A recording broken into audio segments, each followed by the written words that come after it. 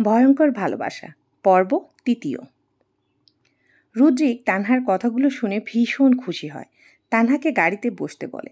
রুদ্রিক তরুণকে বলে, তোরা তোদের মতো যা, আমরা আসছি।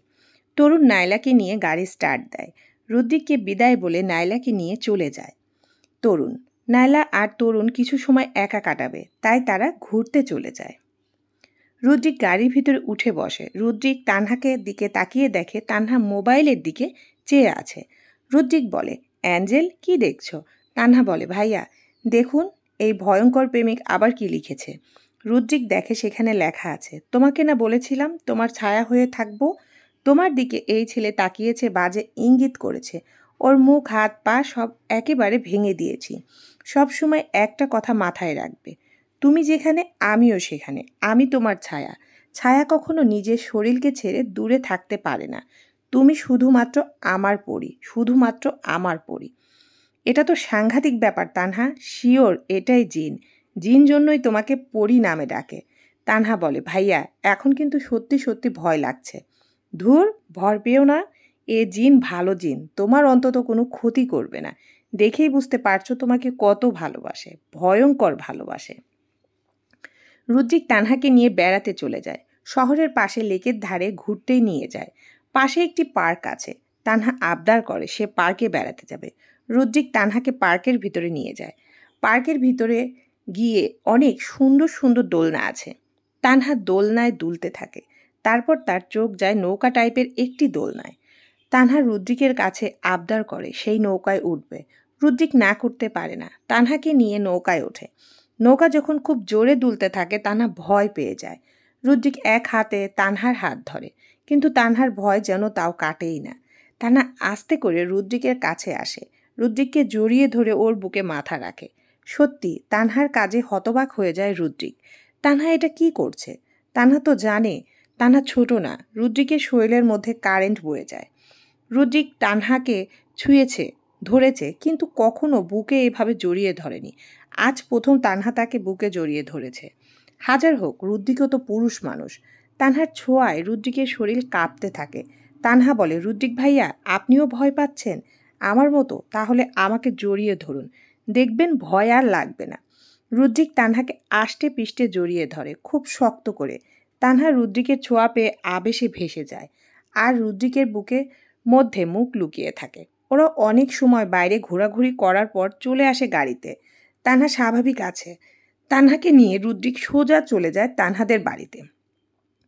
তানহাকে বাড়িতে পৌঁছে দিয়ে চলে আসে তার নিজের বাসায়। তানহা তার ঘরে গিয়ে কাপড় চেঞ্জ করে দেখতে পায় খাটের উপর অনেকগুলো ব্যাগ। তানহা অবাক হয়ে যায়, এই ব্যাগগুলো কোথা থেকে আসলো। তানহা ব্যাগগুলো খুলে দেখে অনেক সুন্দর সুন্দর ড্রেস, তার সঙ্গে একটি কার্ড। তানহা কার্ডটা বের করে দেখে তাতে লেখা আছে, পরি এই ড্রেসগুলো সব তোমার জন্য। তুমি এগুলো নাবিলার বার্থডেতে পরে যাবে আর এগুলোতে সাজবে। তানহা হলো, কিন্তু সত্যি সত্যি এবার আমি তোমার ঘাড় মটকে দেব। তানহা এবার সত্যি সত্যি ভয় পায়। তানহা বিশ্বাস করতে শুরু করে এটা জিনেরই কাজ। তানহা মাথা ঝাঁকিয়ে হ্যাঁ বলে। সে যে অবশ্যই পরবে পোশাকগুলো।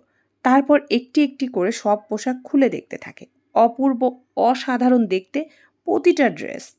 দুইটা ড্রেস দিয়েছে, একটি খয়েরি কালারের আর একটি নেভি ব্লু কালারের। দুইটা ড্রেস অনেক সুন্দর। যেহেতু নাবিলার অনুষ্ঠান অনেক বড় করে হচ্ছে, তাই আগের দিন রাতে তাদের বাসায় প্রোগ্রাম রেখেছে। জন্মদিনের দিন রাত 12টায় তারা কেক কাটবে আর পরদিন রাতে অনুষ্ঠানের প্রোগ্রাম রেখেছে।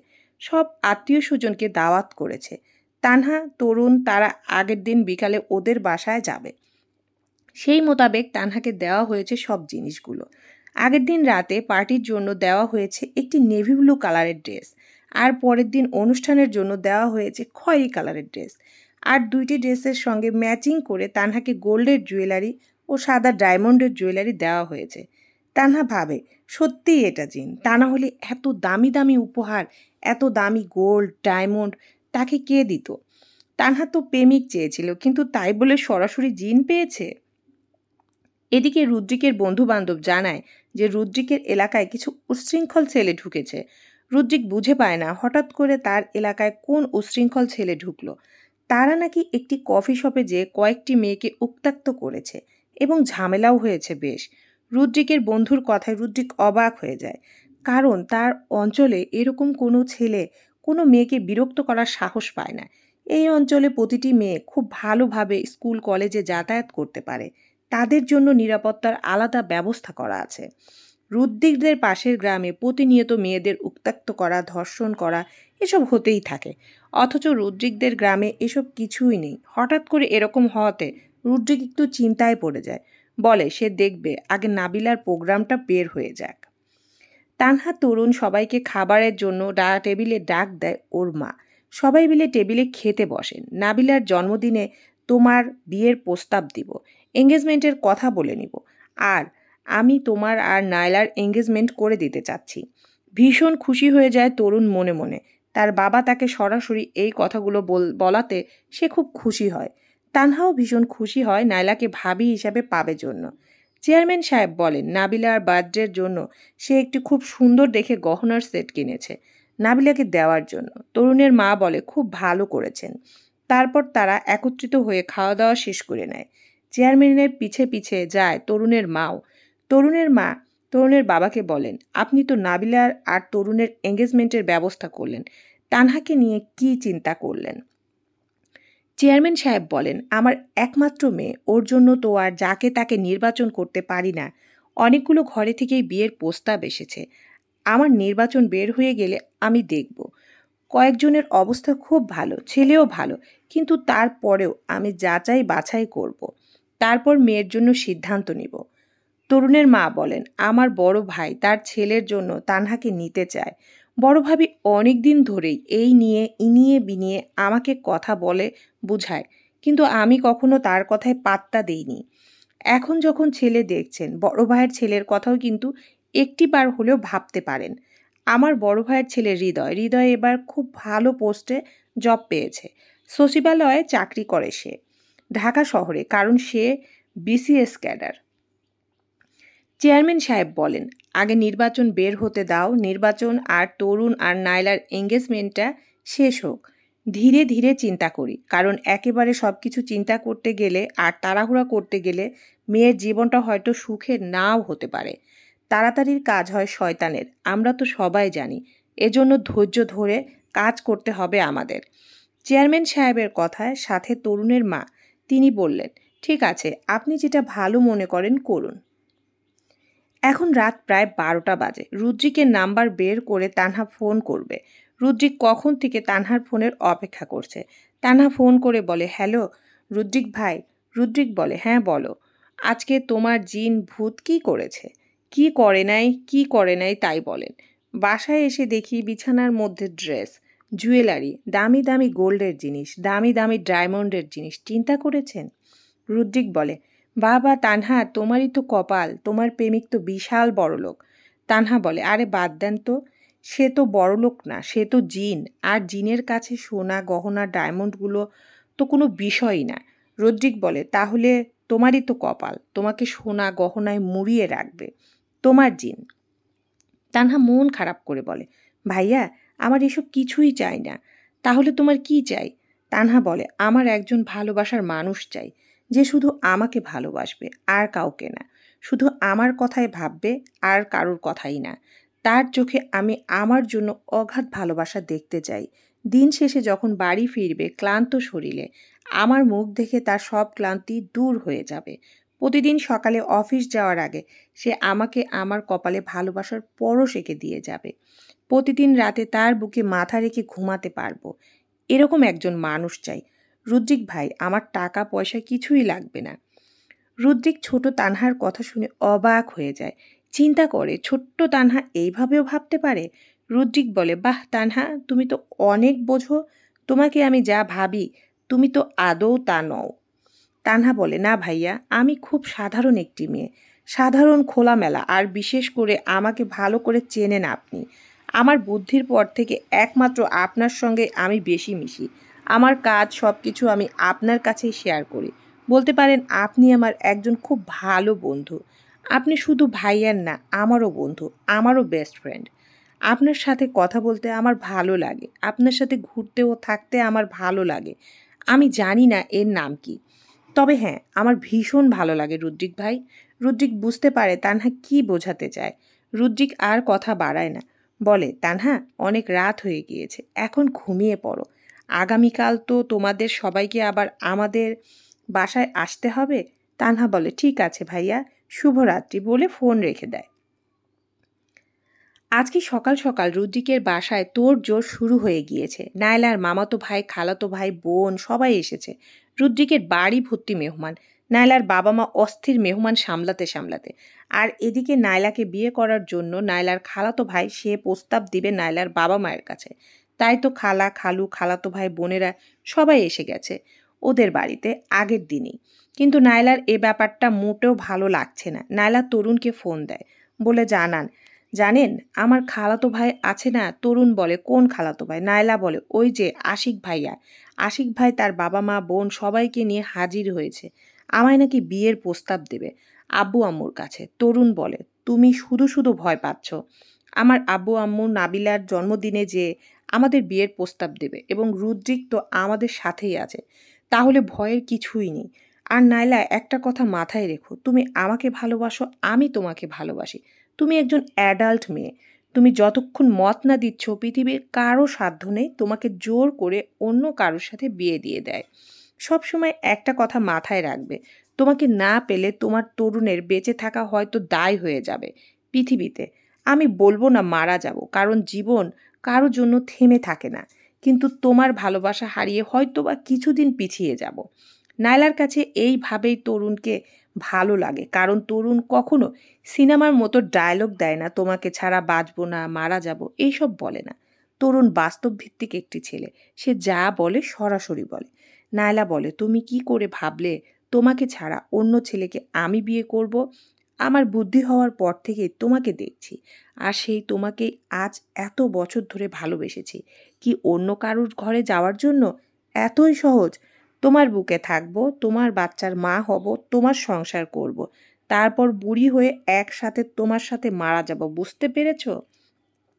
নায়লার কথাগুলো শুনে তরুণ হো হো করে হেসে দেয়, বলে এটাই তো আমার Naila, made for each other, Naila and Tarun. নায়লাদের বাসায় যাওয়ার জন্য তৈরি হচ্ছে তানহা। তানহা তৈরি হয়ে একটি ব্যাগের মধ্যে তার আগামীকালকের রাতের পার্টির জন্য গহনার ড্রেস আর রাতে ঘুমানোর কাপড়, সকালের কাপড় ভরে ব্যাগ প্যাক করে নেয়। তরুণ বাইরে থেকে বলে কি ব্যাপার আপু, তোর কি হয়েছে? তানহা বলে হ্যাঁ ভাইয়া, আমি রেডি হয়ে গিয়েছি, আসছি। তারপর ওরা বাইরে এসে বাবা মা, দাদা দাদি সবার কাছ থেকে বিদায় নিয়ে বের হয় নায়লাদের বাসার উদ্দেশ্যে।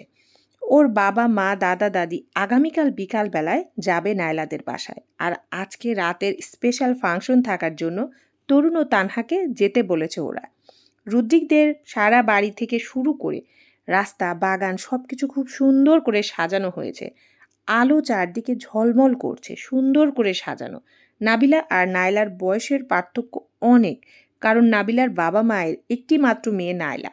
নায়লা হওয়ার পর আর কোনো বেবি হচ্ছিল না। হঠাৎ করেই নাবিলা তার মায়ের গর্ভে আসে, এই জন্যই নাবিলার আদর একটু বেশি। আর রুদ্রিক একমাত্র ছেলে, রুদ্রিকের কোনো ফুপুই নেই। ওর বাবা চাচারা মাত্র 2 ভাই, দাদা দাদিও বেঁচে নেই। রুদ্রিকের নানা নানু মারা গিয়েছে। রুদ্রিকের 2 মামা তারা দেশের বাইরে থাকে। রুদ্রিকের মা একটি মাত্র মেয়ে ছিল। আর নায়লার মায়ের বাড়ি পাশের গ্রামে। নায়লার নানু মারা গেছে, কিন্তু নানা বেঁচে আছে, বিছানায় অসুস্থ। নায়লার 3 মামা ও 2 খালা। নায়লার মা ছোট, আর নায়লার বড় একটি খালা আছে। সেই খালার ছেলেই নায়লাকে বিয়ে করতে চায়। নায়লার খালাতো ভাই বড় বিজনেসম্যান, বড় ব্যবসা করে, কারণ তার খালু ছিলেন ফার্স্ট ক্লাস একজন বিজনেসম্যান। তাদের অবস্থা বিশাল। খালা, খালু, খালাতো ভাই, বোন ওরা সবাই খুবই ভালো, অনেক ভালো ফ্যামিলির মানুষ। এজন্য নায়লার ভেতর ভয় বেশি কাজ করে, কারণ এরকম ভালো সুদর্শন একটি পাত্র, ভালো ফ্যামিলি, যদি বাবা মা রাজি হয়ে যায়, এই চিন্তায় নায়লার মাথায় বেশি। কিন্তু নায়লা সে তো জিদ ধরে আছে, পৃথিবী উল্টে গেলেও তরুণকে ছাড়া সে অন্য কাউকে বিয়ে করবে না। সে আশা রাখে তার এই বিপদে অবশ্যই রুদ্রিক ভাই তার পাশে থাকবে। আর নাবিলা সে তো সবার কাছে পুতুল। নায়লার বড় মামার ছেলেগুলো খুবই উশৃঙ্খল, বেয়াদব টাইপের। তারা মানুষকে মানুষ মনে করে না। ড্রিঙ্কস করা, মেয়েদের নিয়ে ফুর্তি করা যেন তাদের স্বভাব। কিন্তু কি করবে, নিজের ভাই ভাবি তো না করতে পারে না। তাই নায়লার মা বাধ্য হয়ে তাদেরকে দাওয়াত দিয়েছে। মামা মামি মামাতো ভাইয়েরা সবাই এসেছে। তানহা ও তরুণ পৌঁছে যায় রুদ্রিকদের বাসার সামনে। গাড়ি থামে। তানহা গাড়ি থেকে নামে। তানহা বের হয়ে বলে, ভাইয়া কত সুন্দর করে সাজানো। তানহা ও তরুণকে দেখে এগিয়ে আসে রুদ্রিক ও নায়লা। নায়লা এগিয়ে এসে তানহাকে জড়িয়ে ধরে, বলে, কি ব্যাপার ছোট আপু, কেমন আছো? তানহা বলে, জি আপু ভালো আছি, তুমি ভালো আছো? হ্যাঁ আমিও ভালো আছি। নায়লা তানহাকে বলে, চলো ভেতরে যাই। নায়লা তানহাকে হাত ধরে ভিতরে নিয়ে যায় আর তরুণের সঙ্গে রুদ্রিক হাঁটতে হাঁটতে ওদের পিছে পিছে যায়। তানহাকে আসতে দেখে নায়লার বাবা মা, রুদ্রিকের বাবা মা তানহাকে জড়িয়ে ধরে, আদর করে, কারণ তানহাকে তারা ভীষণ পছন্দ করে।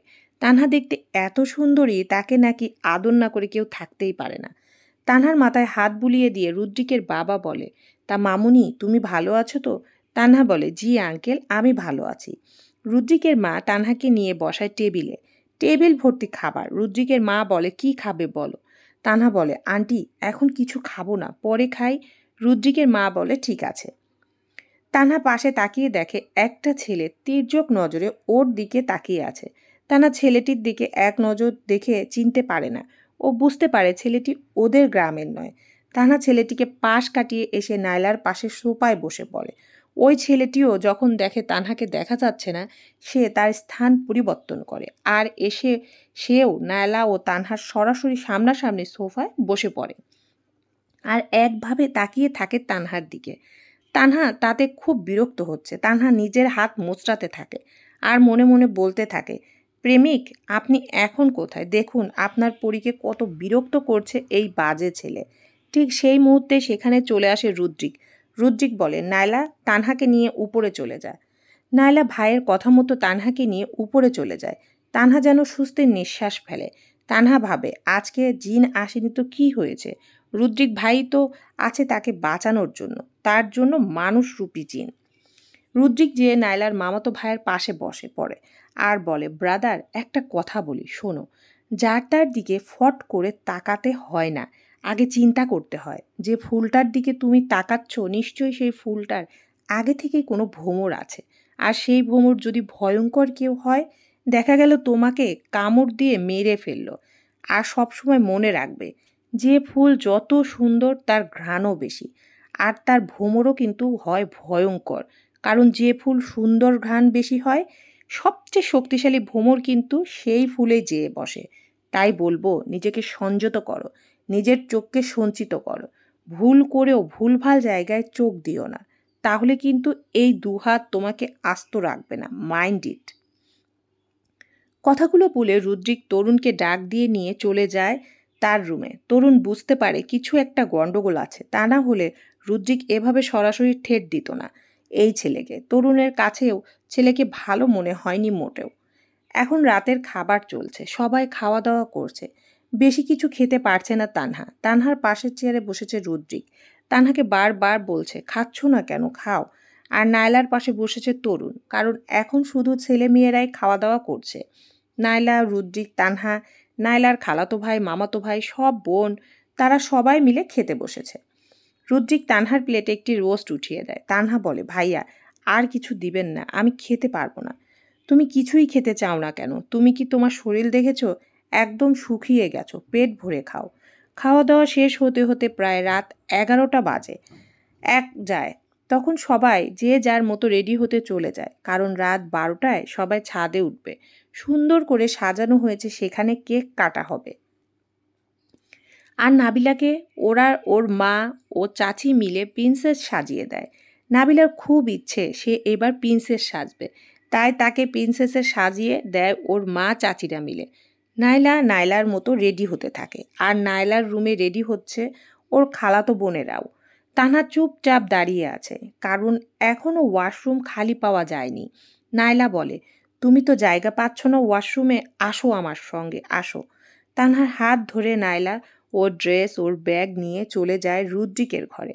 তুমি এখন ওয়াশরুমে গিয়ে চেঞ্জ করে রেডি হয়ে নাও, এই ঘরে কেউ আসবে না, তুমি নিশ্চিন্তে কাজ করতে পারো। তানহা নায়লাকে বাই বলে দেয়, বলে ভিতর থেকে দরজাটা লক করে দেয়, কারণ কি জন্য যেন তানহার ভয় লাগছে। তারপর তানহা নিজের ড্রেস নিয়ে চলে যায় ওয়াশরুমে। ওয়াশরুমে যেয়ে তানহা তার ড্রেস পরে বাইরে বের হয়ে আসে। বের হয়ে আসার পর ড্রেসিং টেবিলের সামনে বসে। তানহা নিজের জামার চেনটা উঠাতেও চেষ্টা করে, কিন্তু কিছুতেই পারে না। তানহা নেভি ব্লু কালারের একটি সুন্দর গাউন পরেছে। তানহা যখন চেন লাগাতেই পারছিল না, তখন পাশে থেকে কেউ বলে, আমি কি হেল্প করব? তানহা চমকে উঠে তাকিয়ে দেখে রুদ্রিক। তানহা বলে, রুদ্রিক ভাই, আপনি কখন আসলেন? রুদ্রিক বলে, আমি ঘরেই ছিলাম, তুমিই আমাকে দেখতে পাওনি। আসলে রুদ্রিক বারান্দায় দাঁড়িয়ে সিগারেট খাচ্ছিল, আর তানহা বোকা দরজা লাগিয়ে সরাসরি ওয়াশরুমে চলে গিয়েছিল। তাই সে রুদ্রিকের অবস্থান কিছুই বুঝতে পারেনি। রুদ্রিকের কথা শুনে তানহা লজ্জায় মাথা নিচু করে ফেলে। রুদ্রিক ধীরে ধীরে তানহার কাছে আসে, তারপর বলে, ঠিক আছে, আমি চোখ বন্ধ করে লাগিয়ে দিচ্ছি। রুদ্রিক যখন তানহার ঘাড়ে হাত দেয়, তানহার সারা শরীর শিরশির করে ওঠে। তানহা যতই রুদ্রিকের হাত ধরুক, তবুও তো মেয়ে মানুষ, পুরুষের ছোঁয়ায় আবার কেঁপে ওঠে। তানহাকে কাঁপতে দেখে রুদ্রিক ঠোঁট কামড়ে হাসে। তারপর রুদ্রিক তানহাকে বলে, নাও, হয়ে গিয়েছে। কথাটা বলে সঙ্গে সঙ্গে রুদ্রিক বারান্দায় বের হয়ে যায়, আর বারান্দার দরজা সে চাপিয়ে দেয়। তানহা এখন নিজের মতো করে সুন্দর করে সেজে নেয়। রুদ্রিক তো আজকে নেভি ব্লু কালারের কোট প্যান্ট পরেছে। রুদ্রিকের রূপ যেন ফুটে ফুটে পড়ছে। রুদ্রিক দরজায় নক করে, তানহাকে জিজ্ঞাসা করে, তোমার কি হয়েছে? আমি কি ভিতরে আসতে পারি? তানহা বলে, জি ভাইয়া, আমি রেডি। রুদ্রিক ঘরের ভিতরে চলে আসে। ঘরের ভিতরে এসে তানহাকে দেখে। তানহার চোখ যেন পলক ফেলতে ভুলে যায়। তোমাকে তো আজ খুব সুন্দর লাগছে, একদম অ্যাঞ্জেলের মতো সুন্দর। কাছে এসেও অ্যাঞ্জেল কয়েকটি ছবি তুলে। তানহা গুটি গুটি পায়ে চলে যায় রুদ্রিকের কাছে। রুদ্রিক ও তানহা একসাথে অনেকগুলো ছবি তোলে। তানহা খুব খুশি হয়ে যায়। রুদ্রিকের দিকে চেয়ে বলে, ভাইয়া, আমার ফোনেও ছবিগুলো সেন্ড করে দিবেন। রুদ্রিক বলে, ঠিক আছে। তারপর তানহার হাত ধরে তানহাকে নিয়ে রুম থেকে বের হয়। পাশ থেকে এই বিষয়টি লক্ষ্য করে নায়লার মামাতো ভাই, যে কিনা চোখে চোখে রেখেছে তানহাকে। তার কামুক দৃষ্টি পড়েছে তানহার উপর, কিন্তু সে সুযোগই পাচ্ছে না তানহাকে ধরার। সব সময় রুদ্রিক যেন ছায়া হয়ে থাকে তানহার আশেপাশে। সবাই রেডি হয়ে ছাদে চলে আসে। তানহা কেউ সাথে নিয়ে রুদ্রিক ছাদে চলে আসে। তারপর সবাই মিলে খুব আনন্দ করে কেক কাটে, মজা করে। এর মধ্যেই সবাই সফট ড্রিঙ্কস খাওয়া শুরু করে। যেহেতু সফট মিউজিক চলছে, যে যার মতো ডান্স করছে। রুদ্রিকের একটি ফোন আসায় রুদ্রিক একটু পাশে সরে যায়, আর তানহা বসেছিল। সেই মুহূর্তে একটি মেয়ে এসে তানহাকে সফট ড্রিঙ্কস দেয়, আর মেয়েটিকে না বললে খারাপ দেখা যায়। তাই তানহা সফট ড্রিঙ্কসটা আস্তে আস্তে খেতে থাকে, আর সবাই নাচ গান করছে, সেগুলো উপভোগ করতে থাকে। কিছুক্ষণ পর তানহার মাথা ঘুরতে থাকে। তানহা বুঝতে পারে না তার মাথা কেন ঘুরছে। তানহাকে এই অবস্থায় দূর থেকে লক্ষ্য করে। সে বুঝতে পারে তার কাজ হয়ে গেছে, কারণ সে তানহার সফট ড্রিঙ্কসের মধ্যে মিশিয়ে দিয়েছে নেশার ওষুধ। বদমাইশ ছেলেটা যখন তানহার কাছে এগিয়ে আসবে, ঠিক সেই মুহূর্তে রুদ্রিককে ফোন করে একটি ছেলে।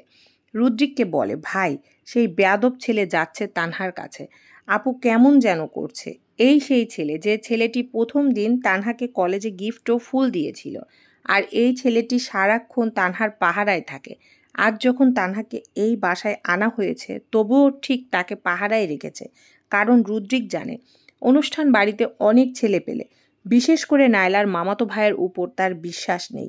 তাই সে এই ছেলেটিকে বলে দিয়েছে, তুই সব সময় খেয়াল রাখবি তানহার দিকে।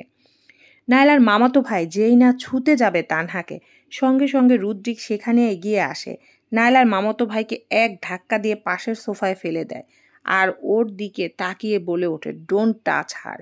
তোমাকে আগেও মানা করেছি, আজকেও মানা করছি, খবরদার অ্যাঞ্জেলকে স্পর্শ করা তো দূরে থাক, তার দিকে তাকানোও সবার মানা। ছেলেটি রুদ্রিকের কথায় রুদ্রিককে বলে, কেন? তার দিকে তাকালে তুই আমার কি করবি?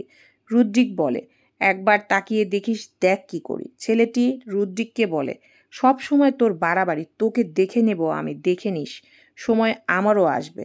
রুদ্রিককে কথাগুলো বলে ছেলেটি সেখান থেকে চলে যায়। তানহা রুদ্রিককে ডাকে, রুদ্রিক ভাই। রুদ্রিক ওর হাত ধরে বলে, কি হয়েছে? তানহা বলে, আমার মাথা কেমন যেন করছে। রুদ্রিক বুঝে যায় তানহাকে নিশ্চয়ই কিছু করা হয়েছে। রুদ্রিক তানহাকে কোলে তুলে নেয়, কারণ এখানে হালকা আলো থাকায় অন্ধকারে কেউ কেউ ভালো করে দেখতে পাচ্ছে না। আর রুদ্রিকের কারো পরোয়াও করে না। তানহাকে কোলে নিয়ে চলে যায় সরাসরি তার নিজের বেডরুমে যাওয়ার জন্য পা বাড়ায়। সে রিস্ক নিতে চায় না, সেজন্য ওই বদমাইশ ছেলে, সে জানে ওই বদমাইশ ছেলে ওত পেতে থাকবে তানহার ক্ষতি করার জন্য। মেহমান মানুষ, রুদ্রিক কিছু বলতেও পারছে না, শুধু চাচ্ছে কালকের দিনটা বের হয়ে গেলে ঘাড় ধাক্কা দিয়ে বের করে দেবে এই ছেলেগুলোকে তার বাসা থেকে। রুদ্রিক যখন তানহাকে কোলে নেয়, তানহা সিঁড়ি দিয়ে নামার সময় 2 হাতে রুদ্রিকের গলা জড়িয়ে ধরে আর বিড়বিড় করে বলতে থাকে, আপনি এত সুন্দর কেন রুদ্রিক ভাই? আবার রুদ্রিকের মুখে হাত দিয়ে বলে, আপনার এই দাড়িগুলো আমার খুব ভালো লাগে, ভীষণ ভালো লাগে। জানেন আমার কি ইচ্ছা হয়? আমার ইচ্ছা হয় আপনার এই দাড়ি ভর্তি গালে প্রতিদিন 100টা করে চুমু খাই। আপনাকে আমার ভীষণ ভীষণ ভালো লাগে। আপনি কেন বোঝেন না রুদ্রিক ভাইয়া? আপনাকে আমি ভালোবাসি, প্রতিদিন বেহায়ার মতো আপনার কাছে প্রেমিক প্রেমিক করি, তবুও আপনি বোঝেন না। বয়ফ্রেন্ড চাই, তবুও আপনি বোঝেন না। আপনি এত বোকা আমি জানতাম না। আমার সাথে কথা না বললে আপনার ভালো লাগে না, আপনাকে না দেখলে ভালো লাগে না, তবুও আপনি বুঝতে পারেন না। তানহা হয়তো আপনাকে ভালোবাসে বা আপনাকে পছন্দ করে, কেন বোঝেন না? বলুন কেন বোঝেন না? রুদ্রিক ভাইয়া, আজকে আমি একটি কাজ করব। আপনার এই গোলাপি গোলাপি ঠোঁট আছে না, এটাকে আজকে আমি খেয়ে ফেলবো। আমার মনে হয় এটা একটি চকলেট। আপনি কি লক্ষ্য করেন না, আমি যখন আপনাকে দেখি আপনার ঠোঁটের দিকে তাকিয়ে থাকি। আপনি হয়তো ভাবেন আমি ছোট। না, আমি মোটেও ছোট না। আমি অনেক বড় হয়ে গিয়েছি, আর এই বড় হওয়া পর্যন্ত শুধু আপনাকেই তো চেয়েছি, আর কাউকে তো চাইনি। তানহার প্রতিটি কথা শুনে রুদ্রিকের যেন ভয়াবহ শক খায়। তার শরীরে 440 ভোল্টের ঝটকা লাগে। কিভাবে তানহা এইভাবে বলতে পারে, তাকে নিয়ে এইভাবে ভাবে, তাকে এত ভালোবাসে এই ছোট্ট মেয়েটা? রুদ্রিক তানহাকে বেডে শোয়াতে যায়। শোয়ানোর আগে জিজ্ঞাসা করে, তুমি যে আমাকে ভালোবাসো, কিন্তু তোমার যে ভয়ঙ্কর ভালোবাসার মানুষ আছে। তানহা বলে, আরে বাবা, যে যতই ভয়ঙ্কর ভালোবাসার মানুষ হোক, আমি তো ভয়ঙ্করভাবে আপনাকে ভালোবাসি। আজ থেকে না, সেই বুদ্ধি হওয়ার পর থেকে আপনাকে ভালোবাসি রুদ্রিক। আপনি আমার হাসি কান্না সব। আপনি কেন বোঝেন না? তানহাকে রুদ্রিক বিছানায় শুয়ে দিয়ে বলে, তোমার এখন ঘুমের প্রয়োজন, তুমি ঘুমাও। বুঝতে পারছি তুমি বাজে কিছু খেয়েছো, এখন তুমি ঘুমাও। তানহা রুদ্রিকের হাত ধরে বলে, না, আমি একা ঘুমাবো না, আমার সঙ্গে আপনাকেও ঘুমাতে হবে। রুদ্রিক বলে, কি বলছো তুমি? তানহা বলে, আমাকে জড়িয়ে ধরুন। ধরুন না জড়িয়ে।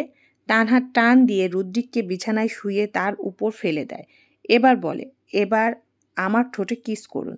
রুদ্রিক বলে, তানহা তুমি এখন সেন্সে নেই, তুমি সেন্সে আসলে পরে কষ্ট পাবে। আমি সব জানি। আমি যদি মৃত্যুর মুখেও থাকি, তবুও আপনার ভালোবাসার স্পর্শ আমি করতে পারবো।